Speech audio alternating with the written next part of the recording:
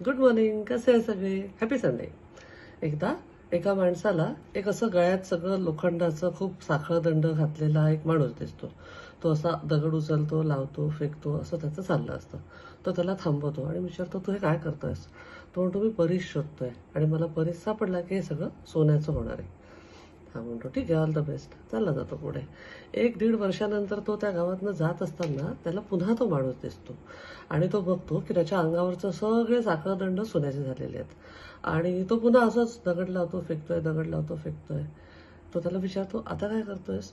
तो म्हणतो, काही नाही, परीस शोधण्याच्या चक्करमध्ये मी इतकं मेकॅनिकली दगड लावून फेकत होतो की कधी तो परीस लागला आणि त्याने सगळं सोनं केलं आणि मी तो फेकून दिला, मला कळलंच नाही. आपल्या आयुष्यात पण आपण आज जिथे आहोत, जो काय सक्सेस आपण मिळवला आहे, त्याला कोणाचा ना कोणाचा परिस्पर्श झालेला आहे. स्पाऊसच्या रूपात असेल, फ्रेंड्सच्या रूपात असेल, फॅमिलीच्या रूपात असेल, बहीण भावांच्या रूपात असेल. आपल्याला त्याची जाणीव नाही आहे. खूप बायका, आजकाल एक इंटरव्ह्यू खूप व्हायरल होत आहे की मी कुठेही गेली तरी घरी काय करायचं याचा फोन मलाच येतो, मुलांच्या वह्या पुस्तकं कुठे आहे मलाच माहिती असतं, मला त्यातनं बाहेर निघायचं आहे. खूप बायकांना असं असतं.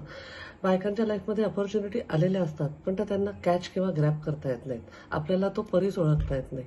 प्रत्येकाच्या लाईफमध्ये मोका असतो, पण बायकांचा एक स्वभाव बनला आहे ना, ही सगळी माझी जबाबदारी आहे, मी नाही केलं तर कसं होणार. एक डुअरशिप घ्यायची आपल्याला सवय लागली असते आणि मग हळूहळू हळूहळू आपली ती सवय लोकांची पण हॅबिट फॉर्मिंग झालेली असते की लोक आपल्याकडनं एक्सपेक्ट करतात. घरचे लोक सुरुवातीला आपल्याला खूप प्राऊड फील असतो की माझ्याशिवाय यांचं अडतं, माझ्याशिवाय यांचं होत नाही. नंतर नंतर त्या गोष्टीचा त्रास होतो, पण आपण मेकॅनिकली काही गोष्टी करतो. तसं त्याही खूप साऱ्या गोष्टी आपल्याला चेंज हवा आहे, पण त्याच्यासाठी रिस्क घ्यायची, एक स्टेप बाहेर निघायची जी गरज आहे ती घ्यायला आपण घाबरतो, मेकॅनिकली जगतो. जाणीवपूर्वक समजा काही गोष्टी आपण कटाक्षाने टाळल्या सुरुवातीला. जेव्हा आपण 4 दिवस कुठल्या ट्रिपला जातो, घरच्यांना सांगितलं की हे 4 दिवस मला फोन नका करू, किंवा आपण कुठल्या कामाने जातो तेव्हा जर का सांगितलं तर घरचे ऐकतील. त्यांना तुम्हाला सवय लावावी लागेल, पण तुम्ही मेकॅनिकल जगता. आणि मग नंतर आमच्यासोबत असं होतं, भाजी कुठली करू हे मलाच विचारतात. सोडायला शिका.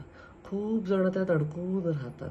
म्हणजे इन्व्हॉल्वमेंट, अटॅचमेंट, डिटॅचमेंट, कुठेतरी असं वेगवेगळे कप्पे सगळे आपण एकदा आपल्या आयुष्याबद्दल आपल्याला काय हवं आहे हे एकदा कळलं. जर का सोनं हवं आहे तर ते जर का मिळालं तर ते एन्जॉय करा.